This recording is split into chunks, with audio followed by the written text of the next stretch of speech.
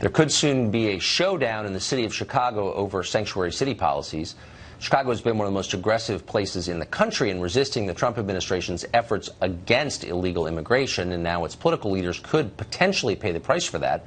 The Department of Homeland Security has been asking federal prosecutors to investigate bringing charges against sanctuary city leaders across the country, including in Chicago. George Cardenas is an alderman in Chicago, and he joins us tonight. Mr. Cardenas, thanks a lot for coming on. Thanks for the invite, Tucker. So I asked this question to everybody who supports the policies that you support, but I think it's particularly poignant since you're an alderman in Chicago, which has a famously high murder rate and is teetering on the edge of insolvency as a city.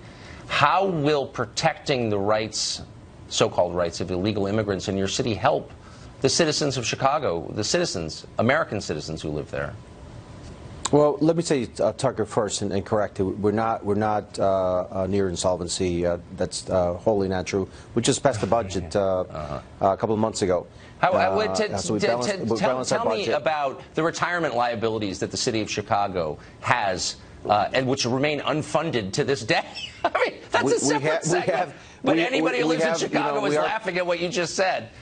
I mean, no, we're paying our pension liabilities. We do have a problem with, just like in many other cities, by the way, we're not the only ones that are facing looming pension liabilities. So no, you're not. You're not the only. You actually have one of the biggest problems in the country. It's not the only problem. But my only point is, Chicago is a great city. I love Chicago. But it's got a lot of real problems. It is a great city, Tucker. It's a great city. We got problems. We're solving the problems. Okay, but how is this helping? That's the question. No, I mean, I know you were trying to help it, but I'm just trying to correct it. It's just we're not insolvent. We are, we just passed a property tax, which it helped balance the budget. We're paying our pension liabilities. Okay, our credit rating has gone up. Good for you for trying. I mean, and I hope it works. No, I mean, it is true. Our credit rating is going up. It's great. But let's get back to the question of how all the energy you're putting in to helping people who shouldn't be here in the first place is benefiting the citizens, the American citizens of Chicago. Why should they be happy about this? Well, you know what? Here, Tucker, we help. Look, I'm an alderman, but my constituents are varied. There's Chinese, there's Lithuanians, there's Polish, they're Mexican, they're from various parts of the world. I don't check their status when they come and ask me for for help. It's un-American. It's not what I do. I wouldn't do it to anyone. What's American is to help. See people. No. So your job, but I want to be clear on this. So your job is to help any citizen of the world who asks for your help? People come to my office for help on various sorts of things, services, and my office helps those people that come through the door. So you don't think you have a special obligation to the citizens of this country? Your obligation is the same for the citizen of Bangladesh as it is for the citizen of America? No, but I don't have any citizens from Bangladesh. But here Name again, a country. I'm saying you don't have a special obligation to American citizens? I'm not checking citizenship status. Well, of course you are. You're protecting.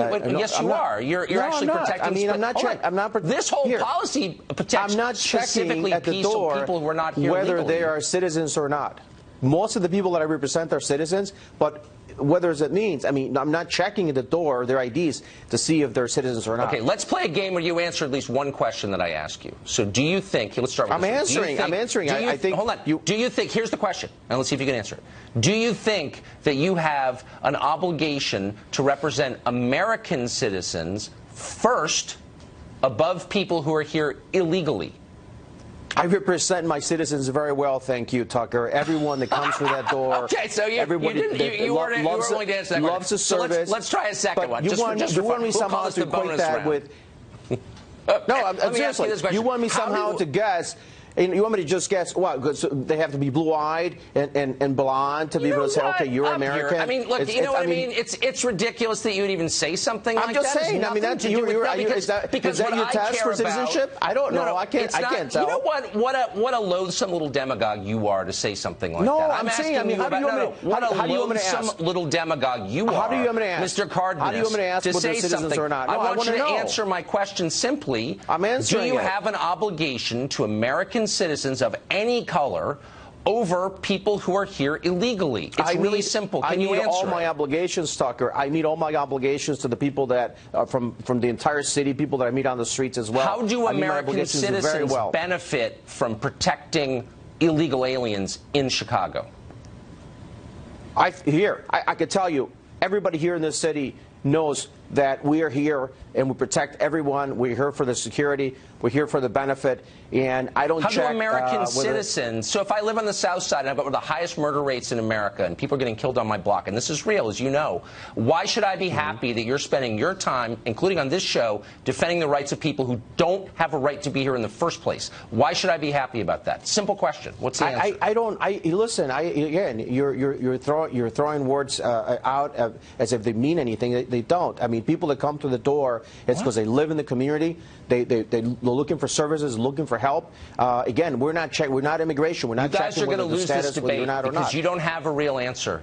When pressed, none of you guys have a real answer. You bring it to race. You accuse the person asking you of racism, as you just did with me. You don't have a real answer. You're going to lose this debate. What am I supposed to be asking? Because this is demagoguery. It's really simple. American citizens have a right to have their interests first. You don't agree with that. You can't tell me how this benefits American citizens. You accuse me of racism. You know, but Tucker, Americans are there black Americans? They're it's Asian not about Americans, race. It's about they're citizenship. Polish Americans. Hey, but you're asking me somehow to know whether that person, you know, is a citizen or not. I don't have. I'm not asking you to know. I'm asking you to care. I'm asking you to care about American citizens. No, you don't. I'm telling you, why would I not care? Why would I not care? But I'm asking you, as an American citizen, there's a finite amount of money in Chicago, a finite amount of time that its aldermen have. Why should I, as a citizen, be happy that you're spending your time and my money protecting people who don't have a right to be here? And you can't answer that question. How do you know? How do you know we're protecting? They're not protecting. They're protecting those people. How do you know that? We're getting into the circular part of the debate. Thank you for joining us, Mr. Cardenas. I appreciate it. A class at Ohio State revolves around how straight white men are privileged and, needless to say, evil.